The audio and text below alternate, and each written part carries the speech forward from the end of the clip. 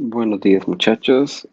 Vamos a continuar con el curso de análisis 1. Esta es la clase correspondiente al día 4 de noviembre. Bueno, hemos empezado a hablar sobre integración, lo que significa que una función pueda ser integrable. Estamos trabajando a lo que se llama la integral de Riemann, en donde estábamos haciendo sumas inferiores, sumas superiores, tomando el ínfimo de las sumas superiores, el supremo de las sumas inferiores, y en el caso de que esos dos números coinciden, se dice que la función es integrable.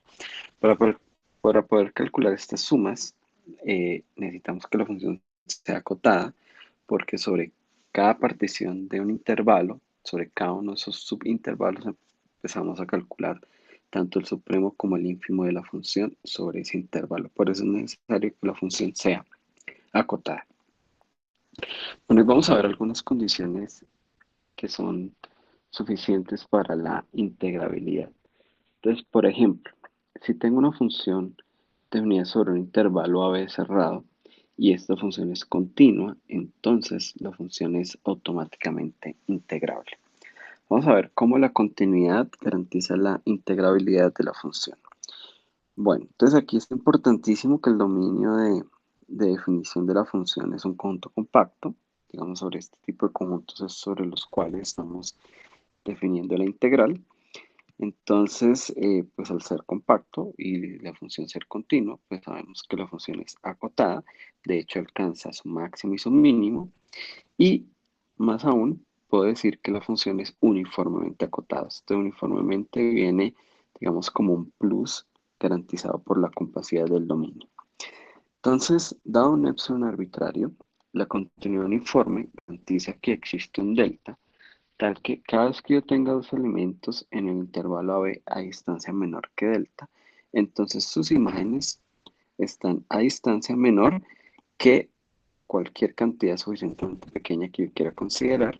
Puede ser el mismo epsilon o, en este caso, voy a tomar epsilon sobre b menos a, que es la longitud del intervalo dominio. Entonces vamos a considerar una partición del intervalo AB de tal manera de que cada uno de esos intervalos tenga una longitud menor que delta.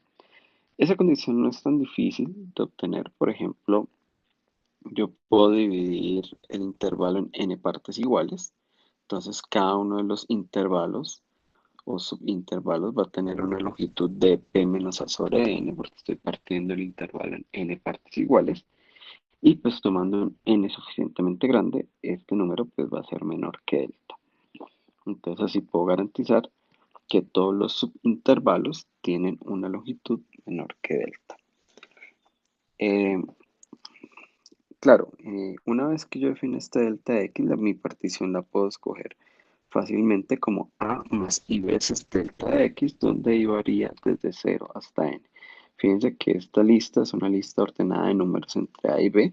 Cuando i vale 0, toma el valor de a, y cuando i vale n, i veces o n veces delta de x sería b menos a, que al sumarse con a da b. O sea que, digamos, los extremos de estos números son a y b, como son las condiciones para una partición. Bueno, para el iésimo intervalo, entonces la oscilación de la función en ese iésimo intervalo, que es la diferencia entre el máximo y el mínimo, pues esos son números que se obtienen en algún par de puntos del intervalo. Esto, repito, nuevamente lo garantiza la compacidad del iésimo intervalo. Entonces puedo encontrar algunos x y y en ese intervalo iésimo, tal que f de x y toma el máximo de la función sobre ese intervalo y f de y toma, por ejemplo, el mínimo. Entonces, bueno, esto está garantizado por el teorema de Weierstrass. Entonces, nótense que x y y, al estar dentro del intervalo iésimo, pues no pueden estar a una distancia mayor que lo que mide ese intervalo. O sea, que esta distancia es menor o igual que ti menos 1, que es lo que mide el intervalo iésimo, que estamos diciendo que mide menor que delta. Todos miden menor que delta. Y entonces aquí puedo usar la continuidad uniforme porque tengo dos elementos en el dominio a distancia menor que delta. Por tanto, sus imágenes están a una distancia menor que epsilon sobre e menos a. solo que la diferencia de las imágenes es exactamente la oscilación. O sea que he controlado muy bien la oscilación en cada uno de esos intervalos y en cada uno de ellos la oscilación no sobrepasa epsilon sobre menos a. Bueno, en conclusión, si yo hago esta suma, que es la suma de las oscilaciones por la longitud de los intervalos, pues eso va a ser menor o igual que epsilon sobre menos a por la suma de longitudes de los intervalos, pero la suma de la longitud de todos los subintervalos da la longitud del intervalo dominio, que es b menos a, o sea que esta cuenta que está aquí o este cómputo es exactamente epsilon sobre b menos a por b menos a, o sea, epsilon. Es decir, tengo una suma de estas donde estoy multiplicando la oscilación por las longitudes de cada uno de los subintervalos y esta suma está controlada por epsilon. Bueno, si ustedes recuerdan, dentro de las condiciones que me garantizaban que una función fuera integrable, bueno, una de esas condiciones es esa, que yo puedo encontrar una partición adecuada tal que la suma de las oscilaciones por la longitud de los subintervalos es menor que un epsilon arbitrario cualquiera. Bueno, de hecho, yo tengo aquí que la oscilación es estrictamente menor. Bueno, aquí tengo menor igual, vamos a corregir. Efectivamente, yo puedo garantizar que esa oscilación es estrictamente menor.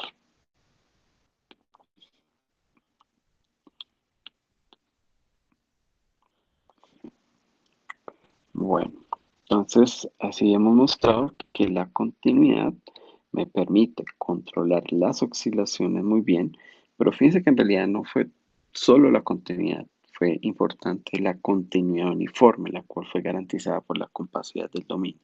Pero eso me permitió controlar muy bien las oscilaciones dentro de cada uno de los subintervalos y así estas sumas pues se lograron controlar bastante bien. Bueno, otra condición suficiente para que una función sea integrable, porque a veces continuidad es una condición bastante fuerte, es solamente que la función sea monótona. Si la función es monótona sobre un intervalo AB, entonces automáticamente ella es integrable. Bueno, vamos a analizar solamente el caso en que f es no decreciente. Por supuesto, el otro caso es completamente análogo. Entonces, claro, cada vez que yo tengo un x entre a y b, al ser la función no decreciente, la imagen de x va a estar entre la imagen de a y la imagen de b. Es decir, la imagen de a actúa como el mínimo absoluto de la función sobre el intervalo AB y f de b actúa como el máximo absoluto de la función sobre el intervalo AB. Entonces, fíjense que la monotonicidad garantiza que la función sea acotada, por lo cual tiene sentido preguntarnos si la función es o no integrable. Un caso muy particular es si FA y FB son iguales, pero en ese caso, pues la función es constante y ya vimos que las funciones constantes eran integrables. O sea que en realidad basta suponer, o es suficiente con suponer que FA y FB son diferentes. Eso nos va a ayudar ahora en una cuenta donde necesitamos dividir por la diferencia de esos dos números. Bueno, pues vamos a considerar una partición t sub 0, t sub 1, t sub 2 hasta t sub n, de tal forma que la longitud de cada uno de los subintervalos es menor que epsilon sobre f de b menos f de a. Repito, aquí eso siempre lo podemos hacer porque lo que uno puede hacer es partir el intervalo en longitudes iguales, o sea, en n partes, y tomar n suficientemente grande como para que las longitudes sean tan pequeñas como uno desee. Desde aquí digamos que no repito el argumento que usé en la prueba anterior, simplemente lo menciono. Bueno, entonces note que en el iésimo intervalo, entonces vamos a ver cómo se calcula la oscilación en el iésimo intervalo. Recuerden que la oscilación es el supremo de la función en ese intervalo menos el ínfimo, pero como la función es creciente, estos valores se obtienen en los extremos del intervalo. En particular, pues el máximo está tomado en el extremo derecho, o sea, en TI, y el mínimo se alcanza en el extremo izquierdo, o sea, en ti menos 1. Recuerden que estamos considerando una función no decreciente. Entonces vamos a ver cómo controlamos la suma de oscilaciones por longitudes de subintervalos. Entonces, esta suma es menor o igual. Entonces aquí, por un lado, yo sé que estas longitudes de cada uno de los subintervalos es menor estricta que epsilon sobre fb menos a. Aquí también voy a borrar menor o igual. Esto en realidad es menor estricto. Y esto W sub I ya vimos que era exactamente f de ti menos f de ti menos 1. Bueno, fíjense que esta parte que está acá, que es con lo que estamos controlando la longitud de los subintervalos, pues ya no depende de los subintervalos, no depende de I, que es el contador de la sumatoria. O sea que ese número lo podemos sacar de la sumatoria y me queda la sumatoria desde igual 1 hasta n de f de ti menos f de ti menos 1. Pero fíjense que lo que tenemos aquí es una suma telescópica. Entonces aquí, digamos, empezamos con f1 menos f de 0 menos f de 2, luego sumamos f de 2 menos f de 1, luego sumamos f de 3 menos f de 2. Se van a ir cancelando estos términos. Solamente van a sobrevivir dos, que es el último, que es f de t sub n, y menos f de t sub 0. Pero recuerden que t sub n es b y t sub 0 es a. O sea que esta suma telescópica se convierte en fb menos f de a, y esta constante que tenemos aquí afuera era epsilon sobre f menos a. Claramente se ve que esos elementos acá se logran cancelar y eso sería epsilon. Es decir, que la suma de estas oscilaciones por longitudes de sus intervalos es menor estricto que un epsilon arbitrario que cogimos inicialmente. Bueno, nuevamente eso nos dice que la función es integrable. Entonces tenemos dos condiciones suficientes para la integrabilidad. La continuidad, que sí es una condición bastante exigente, eh, pero pues si no, una condición, digamos, poquito más débil tal vez es que la función sea monótona. Por supuesto que entre estos dos no abarcamos toda la generalidad de funciones, pero estamos logrando ver, digamos, como qué tipo de funciones se pueden integrar con la definición que hemos dado. Fíjense que ya con estas dos categorías, pues tienen ustedes muchísimas funciones para probar que son integrables. Pues no necesitan probarlo para saber que son integrables. Bueno, algunas observaciones sobre el integral de Riemann. Más bien, estos son convenciones que uno hace. La primera es que si estoy integrando desde A hasta A, entonces estoy integrando sobre un intervalo de longitud 0. Entonces vamos a definir esto como 0. Claro, si ustedes, digamos, generalizan un poco la idea de lo que es partición y hacen la suma de Riemann, perdón, las sumas superiores e inferiores, pues siempre serán 0.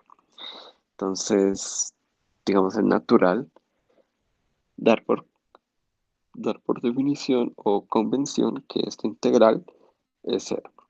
Ahora, si b es menor o igual que a, recuerden que nosotros siempre integramos desde el extremo izquierdo del intervalo hasta el extremo derecho. Entonces siempre estamos integrando de un número a un número mayor. Si ese no es el caso, por ejemplo, si b es menor o igual que a, entonces la integral de a b, que aquí estaríamos integrando desde el extremo derecho hacia el extremo izquierdo, pues eso sería menos la integral de b desde b a a, que es, digamos, la integral que hemos definido.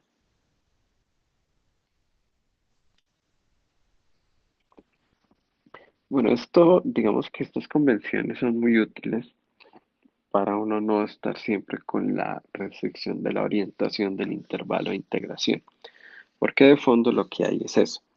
Cuando yo integro de 1 a 2, estoy yendo de 1 a 2 de izquierda a derecha, estoy dándole una orientación a los números reales. Cuando intento hacer la integral de 2 hacia 1, necesito revertir esa orientación, y por eso es natural que a esa integral se le tome con un menos o con un signo, digamos, opuesto al que hemos definido naturalmente yendo de izquierda a derecha.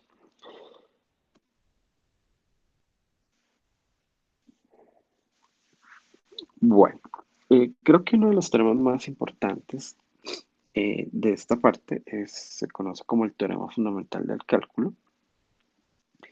Por supuesto, sé que ustedes lo conocen, pero pues aquí vale la pena darle una pequeña revisión y por supuesto una demostración con lujos de detalles. Entonces, bueno, aquí es el teorema fundamental del cálculo. Vamos a tomar I, un intervalo. Fíjense que aquí no estamos hablando de un intervalo abierto, abierto a la derecha, cerrado a la izquierda, ni siquiera de longitud finita, solamente un intervalo, ¿no? Y si tengo una función definida sobre ese intervalo en R, la cual es continua, entonces tengo dos afirmaciones equivalentes respecto a una función f mayúscula que va a estar definida sobre ese intervalo hacia R.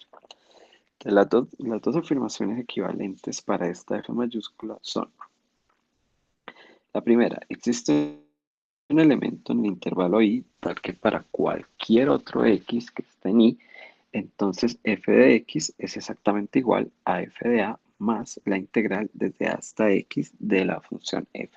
Fíjense que aquí es importante la convención de la que hablamos ahorita, porque si yo tomo un valor a fijo sobre el intervalo i y x está a la izquierda de a, pues yo no podría hacer una integración desde a hasta x, eh, digamos, convencionalmente, ¿no? Porque a está a la derecha de x, pero con la convención que hicimos, que eso equivale a hacer la integral de x a a, cambiándole un signo a esa integral, pues esto tiene sentido sin importar y sin preocuparnos si x está a la derecha o a la izquierda de a. Bueno, fíjense que aquí solo hay una proposición. La proposición dice: existe una tal que f de x se escribe de esta forma. Bueno, esta proposición es equivalente a decir que f es diferenciable y que para todo x en y, la derivada de f mayúscula en x es la función f minúscula evaluada en x.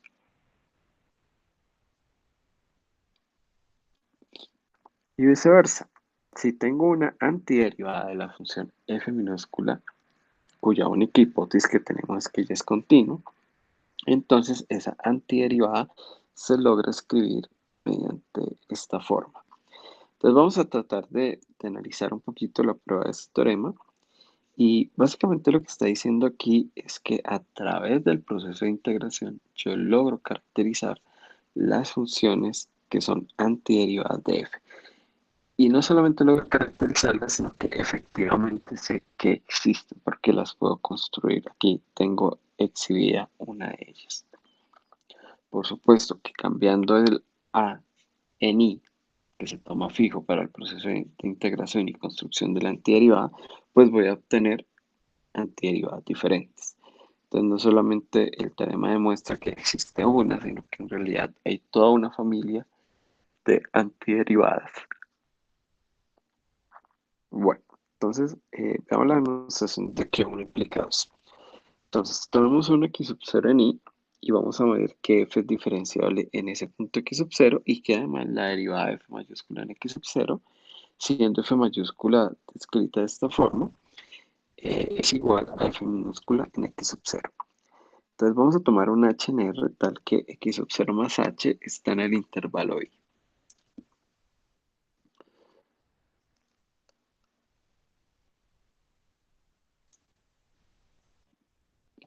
Bueno, como yo quiero probar que f es diferencial en x sub 0, pues es conveniente analizar esta diferencia.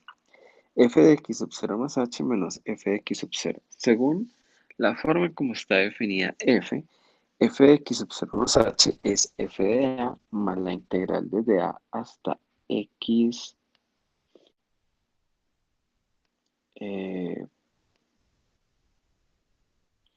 bueno, aquí sería x sub 0 más h. Vamos a corregir. Hasta x sub 0 más h, f de t en dt, y la otra integral,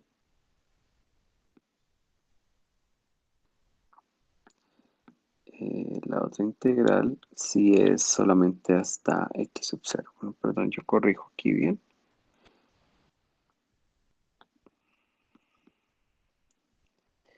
Y la otra integral que es la función f evaluada en x sub 0, pues sería solamente f de a más la integral desde a hasta x sub 0. Entonces aquí nos sobra esto. Ahora, por estas propiedades que hemos visto para integral, entonces, bueno, f de a y f de a se cancelan. Esta integral la puedo plantear como la integral desde a hasta x sub 0 y luego de x sub 0 hasta x sub 0 más h. Así logro cancelar este que está acá. Y lo único que me queda es la integral desde x sub 0 hasta x sub 0 más h. Ojo porque no estamos diciendo que x sub 0 más h esté a la derecha de x sub 0.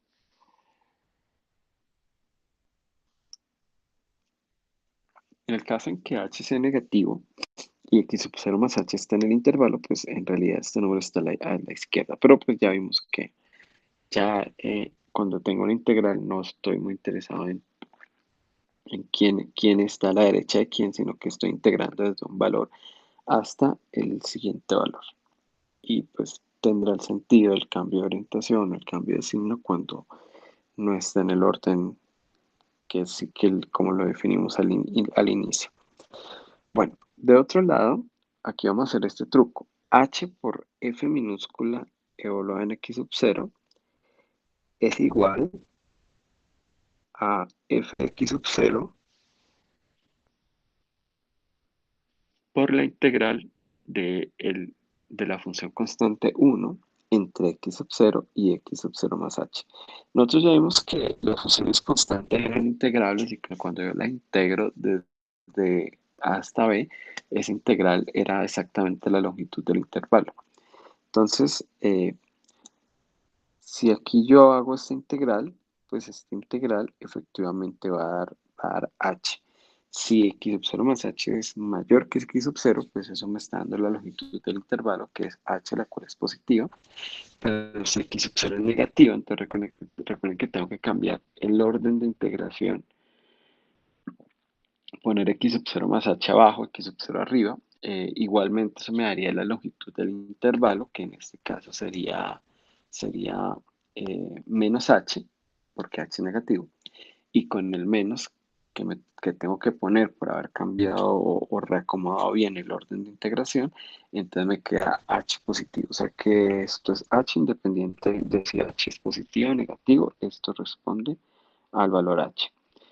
Bueno, y como vimos también las constantes pueden ingresar a la integral. Entonces, por estas propiedades, f de x sub 0 es un número, él es constante respecto a la variación de la función constante 1 entre el intervalo, bueno, entre los valores de x sub 0 y x sub 0 más h, entonces esto puede entrar y me queda la integral de f de x sub 0 entre x sub 0 y x sub 0 más h. Bueno, este pequeño truco de escribir h eh, multiplicado por f de x sub 0 como es integral me va a permitir hacer lo siguiente. Vamos a pasar esto aquí a sumar en esta igualdad de arriba, entonces me queda f de x sub 0 más h, f mayúscula, va a ser igual a f de x sub 0 más, entonces lo que vamos a hacer es sumar y restarle esta cantidad. Entonces le sumamos f de x sub 0 por h y le restamos f de x sub 0 por h, pero escrita en esta forma de integral. Entonces me quedaría la integral desde x sub 0 hasta x sub 0 más h de menos f de x sub 0. Y a eso tengo que sumarle pues esta integral que ya venía en esta ecuación. Entonces esa es la integral desde x sub 0 hasta x sub 0 más h de f de t. Entonces eso puedo reescribirlo en una sola integral y me quedaría como que f evaluado en x sub 0 más h es f de x sub 0 más f minúscula de x sub 0 por h más esto que sería como un resto.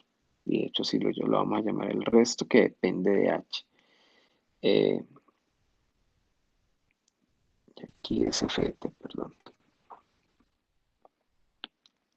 Bueno, entonces, fíjense que tenemos una escritura muy especial de f de x sub 0 más h, y tal vez si ustedes recuerdan o algunas clases anteriores sobre diferenciabilidad, si yo logro mostrar que este resto va a ser mucho más rápido de lo que lo hace h, entonces este numerito que está acá es justamente la derivada de f mayúscula en x sub 0. Y eso es justo lo que quiero probar. Entonces vamos por buen camino. Claro, entonces nos falta probar que el límite cuando h tiende a cero debe ser resto evaluado en h sobre h, pues es efectivamente cero.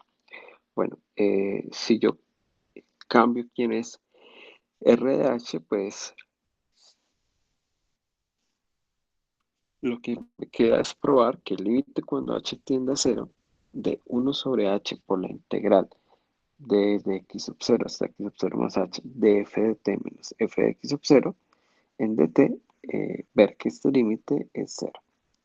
Aquí también me está faltando eso. Entonces lo que quiero verificar es que ese límite efectivamente es cero cuando h tiende a cero. Si, repito, si logramos probar esto, lo que estoy diciendo es que este resto se comporta muy bien. Él, digamos, converge a cero más rápido de lo que lo hace h. Entonces, esto que está aquí es exactamente la derivada de la función en el punto x sub 0, que es lo que quiero probar. Entonces, vamos a chequear que este límite que está aquí es cero.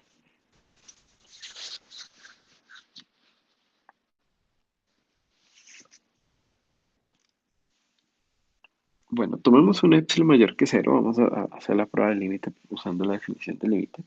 Entonces, dado un epsilon mayor que cero, sabemos por la continuidad de f minúscula en el punto x sub 0, sabemos que existe un delta mayor que cero, tal que si y está en el intervalo y esta distancia menor que delta del punto x sub 0, entonces la imagen de y la imagen de f de x sub 0 están a distancia a menor que epsilon.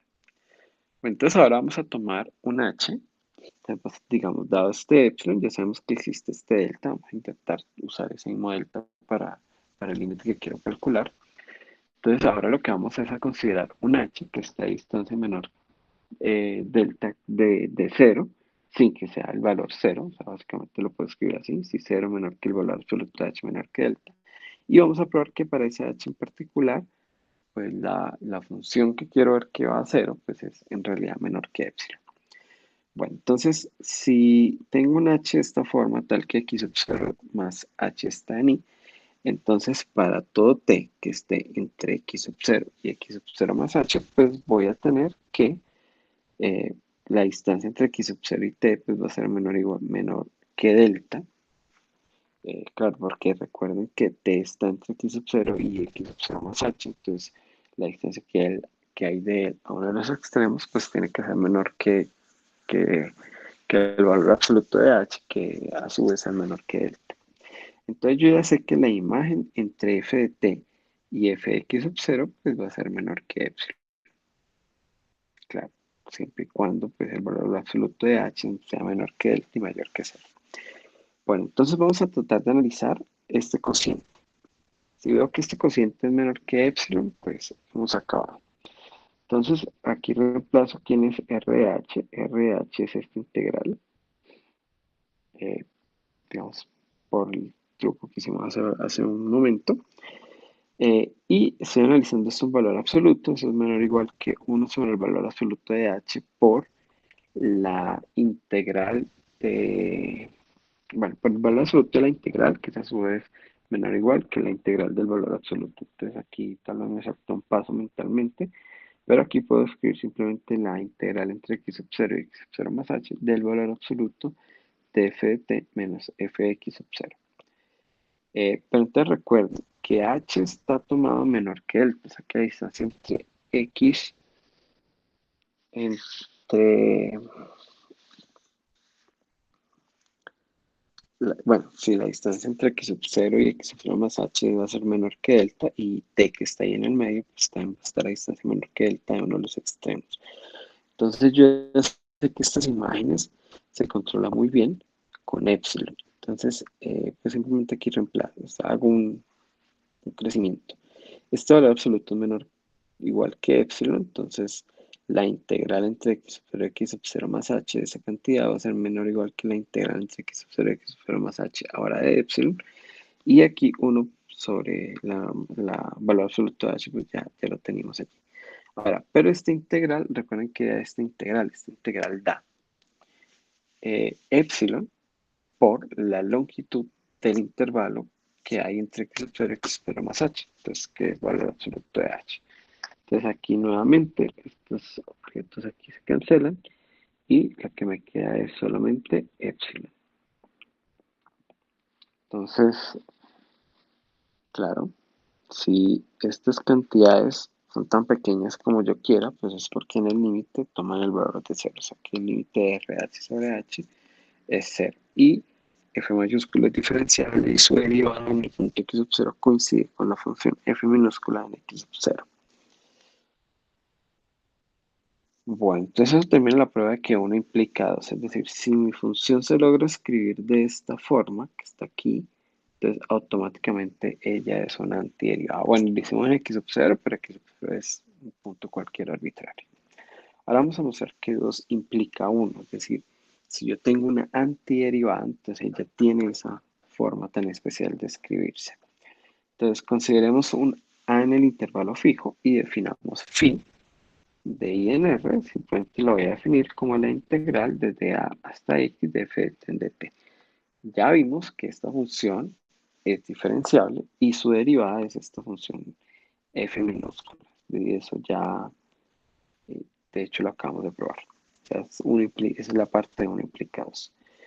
Bueno, entonces ahora eh, lo que tengo es que phi también es una antiderivada de f minúscula. O sea que si yo hago la diferencia entre phi' y f mayúscula prima, pues ambas son f de x minúscula, entonces la diferencia debe dar cero. Pero recuerden que la diferencia de derivadas es la derivada de la diferencia, o sea que en realidad lo que tengo es que phi menos f, su derivada es cero en todos los puntos del dominio. Bueno, nosotros ya vimos que si tenemos una función con derivada de ceros, porque ella era una constante. O sea que phi menos f es igual a f de c para alguna c, número real cualquiera, no sé. Y despejando f mayúscula, pues me queda que f mayúscula es c más phi de x. Bueno, ahora si tomamos el valor de x como a, entonces lo que voy a obtener ahora es que f de a es la constante más phi de a. Recuerda que phi de a es cero, ¿no? Estaré integrando desde a hasta la función f. Entonces f de a pues va a ser c más phi de a, pero pues claro, c más la integral desde a hasta a de f minúscula. Ya dijimos por convención que este número era cero, o sea que esto es exactamente c. Es decir, lo que estoy diciendo aquí es que las dos funciones se diferencian por una constante, y esa constante es la función f mayúscula evaluada en a. Bueno, si simplemente reemplazan quién era phi, pues ya van a llegar a que f de x es igual a f de a más la integral desde a hasta x de f de t. Es decir, la f mayúscula tiene exactamente esta forma de escribirse. Entonces, nuevamente, eh, lo que estamos aquí diciendo este teorema fundamental es que dada una función continua, f minúscula, efectivamente sé que las antiderivadas existen y cualquier par de ellas solo se diferencia de una constante. Bueno, creo que eso finaliza entonces la prueba del teorema fundamental del cálculo. Bueno, vamos a hacer algunas observaciones que vienen de este teorema. Toda función continua sobre un intervalo tiene una primitiva. Bueno, eso justamente es lo que acabamos de probar. Si yo tengo f mayúscula de AB definida por f de x igual a f de a más la integral de hasta x de f de t, pues esa función definida así en realidad es de clase C1. El teorema decía que la función era diferenciable, pero es que la diferenciable es f minúscula que es continua, o sea que efectivamente la función es de clase C1 sobre el intervalo AB. Tercero, si f es una primitiva o una antiderivada de f minúscula, entonces la integral desde a hasta b de f de x en dx va a ser f de b menos f de a. Este es quizás uno de los resultados más usados en los cálculos, porque lo que dice es que para obtener estos números, que se llaman integrales definidas, basta con encontrar una antiderivada cualquiera, evaluarla en los extremos y hacer la diferencia adecuada. Entonces, lo que está diciendo es que este número a la izquierda que se obtiene formas tan extrañas, haciendo particiones, sumas inferiores, ínfimos, supremos. Bueno, ese número es simplemente evaluar una antiderivada en el extremo superior, evaluar una antiderivada en el extremo inferior de la integral y hacer la diferencia. Digamos, la complejidad de lo que está al lado izquierdo no se compara con la complejidad de lo que está al lado derecho. Bueno, y como último, eh, la prueba que hicimos de que 2 implica 1 muestra que si f es integrable, que si f minúscula es integrable y continua en un valor c que está entre a y b, entonces f mayúscula, definida como la estamos definiendo en 1, es diferenciable en c y su derivada en c es igual a f minúscula en c. Es decir, esta cuarta observación lo que dice es que estas funciones definidas o escritas de esta forma efectivamente son diferenciables en cada uno de esos puntos. Bueno, eh, vamos a ver cómo se analizan algunos teoremas clásicos del cálculo a la luz del teorema fundamental del cálculo. Entonces, si yo tengo una función de a b en r continua, tengo una función g de c en d del intervalo c en r de clase C1, o que aquí estoy pidiendo un poco más para g, no solamente hasta con que sea continuo, sino que sea diferenciable y con derivada continua. Bueno, y si g de el intervalo CD está contenido en el intervalo AB, entonces la integral desde g de c hasta g de f de x en dx va a ser igual a la integral de c a d de f evaluada en g de t por g' de t. Es decir, esta integral un poco más compleja la cambiamos por esta integral que puede ser un poco más sencilla.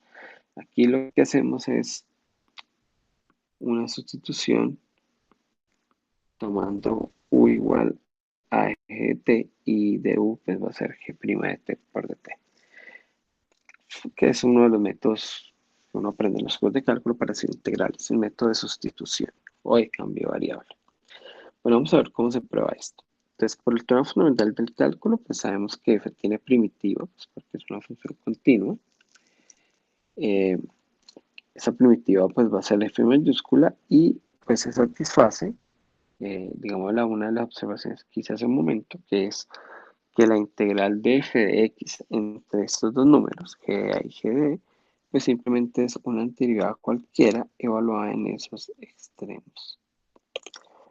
Bueno, de otro lado, la regla de la cadena me garantiza que g compuesto, f compuesto g derivada es f, la derivada de f en g o en g de t multiplicado por la derivada interna que es g' de t.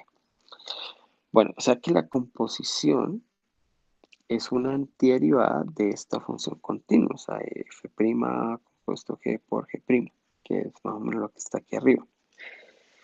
Y como esta es una antiderivada, pues simplemente la integral de c a d de f mayúscula prima en g de t por g de t, pues porque simplemente esto tiene una antiderivada que es f compuesto g, pues va a ser f compuesto g en el extremo de arriba menos f compuesto g en el extremo de abajo. Entonces eso ya prueba la igualdad que estábamos deseando probar.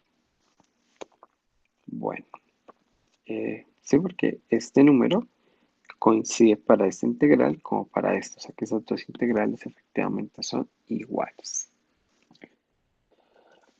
Bueno, otro teorema clásico es el famosísimo integración por partes, que dice, bueno, tengo dos funciones g definidas sobre el mismo intervalo, ambas son de clase C1, entonces las puedo derivar. Entonces la integral desde hasta b de f por la derivada de g, aquí me faltó el de x, va a ser igual a f por g evaluada en los extremos a y b, menos la integral de f' por g de x. Vale la pena como resaltar Vamos a dejar aquí el de x. Bueno, vale la pena resaltar que en esta integración por partes, lo que estoy haciendo es como pasando esta derivada que está en g, pasándosela a f, a ver si de pronto esa integral, entre comillas, podría ser más sencilla. Y simplemente el peso que pagamos es simplemente esta evaluación del producto de las funciones. Nada complicado. Bueno, entonces, bueno, vamos a ver cómo vamos a resolver ese problema. Eh, Vamos a hacer muy simple. Nosotros sabemos que la derivada del producto satisface una regla que llama la regla de Leibniz, que dice que es la derivada de la primera función por la segunda sin derivar, más la primera sin derivar por la derivada de la segunda. O sea que yo puedo, digamos, decir aquí que para esta función que está acá, eh, f' por g más f por g', pues una antiderivada es f por g. Entonces simplemente vamos a escribir como que f por g, en este caso entre a y b, va a ser igual a esta evaluación, que es f por gb menos fa por ga. Y eso que está acá es igual a la integral de justamente los dos términos que yo quería analizar. Eh,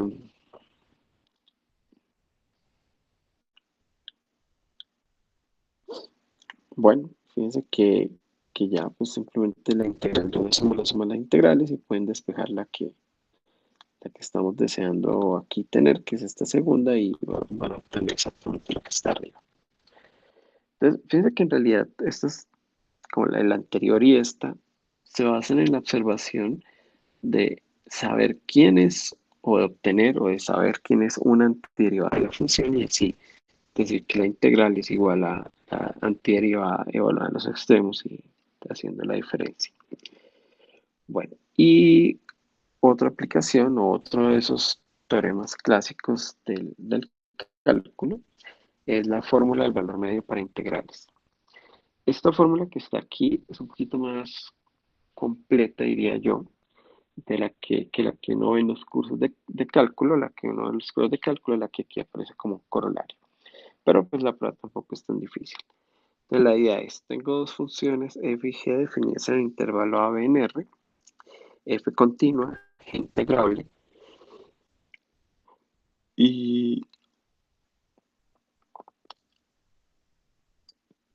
vamos a suponer que la función g es no negativa, o sea, en todo x, gx es mayor o igual que cero, y entonces existe un c entre a y b, tal que la integral de a hasta b del producto de las funciones es igual a solamente hacer la integral de g, que es la segunda, por eso pedíamos que g fuera integrable, multiplicado por un valor adecuado para donde evalúa f. Entonces, nuevamente, estoy haciendo la integral de un producto y eso se cambia por la integral solamente de uno de los factores, y ese número se multiplica por este otro que está acá. Bueno, entonces vamos a ver la prueba. Entonces vamos a anotar m minúscula como el ínfimo de la función f. Por supuesto que el número existe porque la función es continua, por tanto acotada. F mayúscula lo voy a anotar como el sub de la función f. Y dado que g es positivo, pues el producto de f de x por g de x pues va a estar acotado entre el valor ínfimo de f por g de x y el valor máximo de f por g de x. Bueno, pero sabemos que por propiedades de integrales, que la integral también respeta esa monotonicidad de funciones. Entonces, si yo hago integral desde a b en aquí, hago integral desde hasta b aquí, integral desde hasta b hasta aquí, las desigualdades se siguen manteniendo. Entonces, solo que estas constantes, la m minúscula y la m mayúscula, pues las puedo sacar de la integral. O sea que lo que estoy diciendo es que la integral entre a y b de f de x por g de x está acotada por debajo por m veces, m minúscula, la integral de g, y por arriba por m mayúscula, la integral de g. Bueno, entonces vamos a denotar por a ese número, esto al final es un número, la integral de a b de g. de la función phi, vamos a llamarlo a, y vamos a definir la función phi como a por f. Entonces, claramente, pues phi es continuo porque es una constante por una función que es continuo. Y pues phi de x, que sería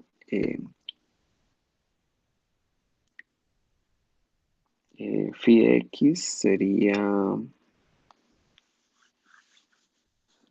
claro, pues va a ser a por la función f, pues eso va a estar acotado por a, así que a es, digamos, está ahí en la multiplicación, y el valor ínfimo de f y el valor supremo de f. O sea, esto está acotado por ma y por m minúscula a y m mayúscula a. Bueno, por el teorema del valor intermedio para funciones continuas, porque obviamente esta función es continua, es una constante por f que es continua, me dice que existe un c en el intervalo AB tal que phi de c es igual a la integral de AB de f por g. ¿Qué es lo que estoy diciendo aquí? Lo que estoy diciendo aquí es que como phi de x toma todo, digamos, está acotada entre estos dos números, entonces existe un c, ¿cierto? Bueno, phi de x, digamos, está acotada acá, pero yo sé que por la continuidad que phi de x debe tomar todos los números entre m minúscula a y m mayúscula a. En particular, este número que está acá, que es la integral de a b de f de x, es decir, la función phi en algún punto evaluado tiene que tomar este número que está, digamos, acotado entre estos dos. Entonces, ese es el teorema del valor medio para funciones continuas. Recuerden que la función continua toma todos los valores intermedios entre las imágenes de dos números. Y bueno, ya, pues simplemente si f de c es ese número, o sea, la integral de a b de f de x por g de x en dx, pues simplemente reemplazando phi de c por f de c por la integral de a b de g de x, pues de aquí ya tenemos lo que queríamos probar. Es decir, la integral del producto es solamente la integral de g por f evaluado en algún número especial entre a y b. Bueno, pues como corolario de ese tenemos el valor medio para integrales, tenemos el caso particular en que la función g, que es la que tiene que ser integrable, es constante. Entonces, constante 1, por ejemplo. Entonces, lo que nos diría el teorema anterior, en el caso particular que g sea la constante 1, sería que dada una función continua, existe un c entre a y b, tal que la integral desde a b de f de x por g de x por dx sería f de c por esa integral de la que les hablé, por esa integral de a b menos a. O sea que, fíjense que acá lo que estoy diciendo es que f de c, perdón, lo que estoy diciendo es que 1 sobre e menos a por la integral entre a y b de f de x en dx es exactamente igual a una función, a la función f, no una cualquiera, una función f evaluada en un valor intermedio c. Por ello llamarlo valor intermedio para integrales. Con que yo logro obtener la integral a través de la derivada de algún punto, perdón, a través de la función f en algún punto. Eh, Bueno, este f de c es lo que se conoce como el valor promedio de la función f, es decir, f toma muchos números a medida que yo voy variando los elementos del dominio. Si yo intentase promediar todas las posibilidades para f, pues obtendría exactamente el valor f de c. Bueno, y una última aplicación o un último, digamos, de estos temas clásicos del cálculo. Vamos a analizar este lema. Este lema no es difícil, pero sí parece un poquito enredado. Dice, supongamos que yo tengo una función phi definida sobre el intervalo 0, 1 y esa función es de clase Cn. Entonces, phi evaluada en 1, se le puede recuperar la función evaluada en 1 como la sumatoria de igual 1 hasta n-1 de las iésimas derivadas de phi en 0 esto dividido por i factorial más la integral de 0 a 1 de 1 menos t elevado a la n menos 1 sobre n menos 1 factorial de phi, la enésima derivada de phi evaluada en t por dt, es decir, esta integral que está acá. Fíjense que lo que estoy teniendo aquí es como una especie de expansión de Taylor infinitesimal de la función phi. O sea, tomo toda la información de phi en el extremo cero, o sea, cuánto vale f y sus derivadas en cero, y a partir de ahí quiero saber cuánto es la función phi evaluada en 1. Entonces, pues aquí aparece una especie de polinomio de Taylor, y aquí en el resto, pues que está, como su nombre lo dice, el resto de la información. Aquí obviamente esta información solamente depende de la enésima derivada de phi. Todas las otras derivadas, digamos, tienen su información acá. Bueno, entonces vamos a ver cómo se prueba eso. Vamos a hacer una prueba por inducción. Es inducción sobre n, o sea, sobre el número de veces que puede derivar phi y que esas derivadas son continuas. Entonces, en el caso 1, pues phi, estamos diciendo que phi es de clase C1. Y entonces estaré diciendo que phi de 1 es igual a phi de 0, que tendría que dividir por 1 factorial, que es 1. Entonces simplemente decimos phi evaluada en 0, más la integral de 0 a 1 de la derivada de phi. Entonces, fíjense que acá tengo que reemplazar todo entre 0 y 1. Y tengo que reemplazar n por 1. O sea, que aquí me queda 1 menos t a la 0, aquí me queda 0 factorial. Bueno, todos esos son unos. Simplemente me quedo con esto. Entonces, ahora, ¿por qué esto es cierto? Bueno, ese básicamente es el teorema fundamental del cálculo. Bueno, ahora vamos a demostrar que si supongamos que phi es de clase Cn y que phi de 1, pues se obtiene de esta forma. Vamos a ver qué pasa cuando la función phi es de clase Cn más 1. Bueno, en ese caso, pues en particular phi es de clase Cn y por inducción, pues phi de 1 tiene esta escritura. Lo que pasa es que no es la escritura que quiero porque como ahora estoy en el caso n más 1, pues tendría que hacer aquí la suma hasta n y cambiar aquí n tal vez por n más 1. Y aquí también cambiar los n menos 1 por n y el n más 1 factorial por n. Bueno, entonces vamos a hacer integración por partes. ¿Listo? Entonces la integración por partes de esta integral que tengo acá. Recuerden que yo puedo pasar una derivada de aquí para acá. ¿Sí? Eso es lo que dice la integración por partes. Eh, por supuesto que está, digamos, si hacemos algo más clásico como lo que hacemos en los cursos de cálculo, pues sería como u y de b. Entonces aquí me queda la integral de u por b, o sea, me queda 1 menos t a la n sobre n factorial por ya no la n más 1 derivada de phi, sino la enésima derivada de phi, entre 0 y 1, más la integral de, bueno, ahora me toca derivar esto, ¿no? Entonces, porque recuerden que la derivación por parte lo que hace es pasar una derivada, por ejemplo, en este caso de phi, a una derivada de 1 menos t a la n sobre n factorial. Bueno, eh, derivar esto no es difícil, ¿no? Derivemos respecto a t, entonces pues este n baja, entonces me queda exponente n menos 1. Al este n bajar acá, entonces se cancela con el n de acá y acá abajo me queda n menos 1 factorial. Bueno, pero esta integral que está aquí es justamente esta que está acá y que yo ya conozco.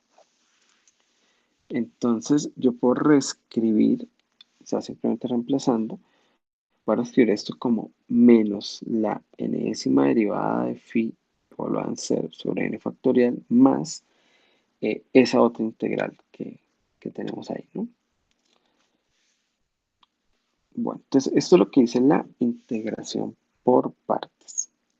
Entonces, ¿cómo sería phi de 1? Entonces nosotros tenemos que phi de 1 es la sumatoria hasta n-1 más, entonces ahora viene esta integral, pero esta integral que que sería básicamente esta, la cambiamos por esto, vamos a pasar esto aquí a sumar, entonces la cambiamos por la enésima derivada de phi en 0 sobre n factorial más la integral, entonces ahora sí lo que estamos devolviendo, ¿no? O sea, como pasando de aquí para acá una derivada más.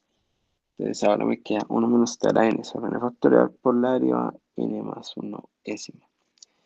Y bueno, este puede escribirse aquí en esta sumatoria, simplemente escribiendo la sumatoria de igual a 1 hasta n. Entonces ahí yo tengo todos estos numeritos en una sola sumatoria y aquí tengo pues el resto. Entonces fíjense que ya phi de 1 se tiene la escritura adecuada, que es esta que está acá, para el caso n más 1. Entonces ahí hemos probado el lema por inducción. Bueno, entonces con ese lema vamos a usar lo que conoce como la fórmula de Taylor con resto integral. Esta fórmula no la hice cuando hablamos sobre fórmula de Taylor, porque quería pues dejar para hacerla justamente aquí como una aplicación del tramo fundamental del cálculo. Bueno, en realidad fue una aplicación de la integración por partes, pero que a su vez es una consecuencia del tramo fundamental del cálculo. Bueno, entonces, ¿qué dice esta fórmula de Taylor con resto integral? Entonces, la idea es, si tengo un intervalo i, una función de i en r de clase Cn en intervalo con extremos a y más h en i, entonces f de a más h es igual a f de a más f' de a. Bueno, aquí lo que ustedes pueden ver es que aquí aparece el polinomio de Taylor, más un resto, solo que este resto ahora tiene escritura de integral. Sería integral de 0 a 1 de 1 menos t n menos 1 sobre n menos 1 factorial por la enésima derivada en a más t veces h. Y todo ese número multiplicado por h a la n. Bueno, entonces, a ver cómo llegamos acá. Entonces vamos a definir esta función. Vamos a definir la función phi de 0 a 1 en r. Simplemente phi de t va a ser a más t veces h. Fíjense que aquí el papel de t es crear un segmento entre a y a más h. Porque cuando t vale 0, esto vale a, y cuando t vale 1 es a más h. Entonces, en ese segmento rectilíneo que une a con a más h, pues nuestro parámetro, digamos, de tiempo puede ser solamente variar de 0 a 1. Ahora, noten que aquí hay una composición de una función que es de clase n con una función que en realidad es de tipo lineal. O sea, que la puedo derivar tantas veces como yo quiera. Bueno, pero aquí digamos que la función va a quedar de orden n, que es como el menor de los órdenes.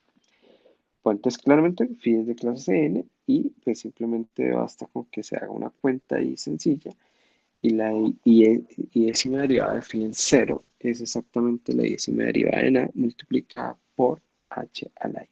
Entonces simplemente reemplazando en esta integral del lema anterior, reemplazamos esta nueva información y lo que me va a quedar es exactamente esto que está acá. Entonces, repito, aquí aparece el polinomio de Taylor y aquí un resto, lo que llamamos RDH, solo que ese RDH pues tiene una escritura bastante bonita en términos de integrales. Bueno, eh, como corolario de esta fórmula de Taylor con resto integral, encontramos la llamada fórmula de Taylor con resto de Lagrange. Entonces, pues simplemente tomamos el mismo polinomio de Taylor y ahora esta...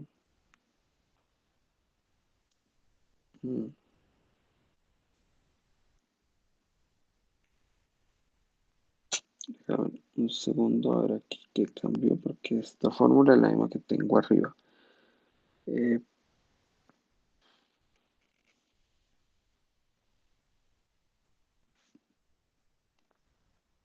bueno, no, creo que simplemente estoy tratando de llegar a la conclusión. Entonces, esta fórmula que tengo arriba, ¿sí? Pero vamos a cambiar la escritura de esto que está acá. Entonces, ¿qué vamos a usar? Pues vamos a usar el teorema del valor medio para integrales, el que vimos hace un momento, porque aquí lo que tengo es justamente la integral de un producto y te recuerdo que yo puedo sacar ¿cierto? Sacar, por ejemplo, este valor acá y quedarme integrando solamente la otra función. Solo que esto tiene que quedar evaluado en un punto intermedio, ¿no? Entonces, bueno, básicamente ese es el cambio que vamos a hacer. Vamos a cambiar, vamos a utilizar la fórmula del valor medio para integrales. Entonces, vamos a cambiar esta enésima derivada en A más TH por una evaluación de la enésima derivada en un punto intermedio. Entonces, pues ya no es para un t entre 0 y 1, sino algún teta. Entonces, este teta ahora está fijo. Y me queda la integral del resto. Entonces, me queda integral de 0 a 1, de menos 1 a la menos 1 sobre n menos 1 factorial. Nótense que esta función tiene antiderivada. La antiderivada es menos 1 menos t a la n sobre n factorial. Entonces simplemente tengo que integrar y pues evaluar entre 0 y 1. Pero que esta integral da 1. Entonces simplemente me queda, perdón, bueno, la parte de arriba da 1 y queda 1 sobre n factorial. O sea que simplemente queda la enésima derivada en algún punto intermedio sobre n factorial. Y esto es lo que queda escrito acá. Y esa es la llamada, la conocida fórmula de Taylor con resto de Lagrange. Bueno, entonces eso era lo que tenía para contarles hoy. Eh, Fíjense que tenemos ahora una gran variedad de funciones integrables. Tenemos las continuas, las monótonas. Uno de los temas más importantes de la matemática, el tema fundamental del cálculo, lo logramos probar y con el tema fundamental del cálculo se prueban algunas otras fórmulas de uso recurrente, seguramente que es bien conocidas para ustedes, por ejemplo, el método de sustitución, integración por partes, y en particular estas otras formas de tener aproximaciones de la función. Bueno, en realidad no son aproximaciones, es exactamente el valor f en a más h, usando el polinomio de Taylor, pero reescribiendo el resto, eh, aquí digamos en términos de integral y aquí en términos de, digamos, de la enésima derivada, pero en algún punto por ahí intermedio. Eh, entonces, bueno muchachos, eso ha sido todo por hoy. Entonces, que tengan una feliz semana.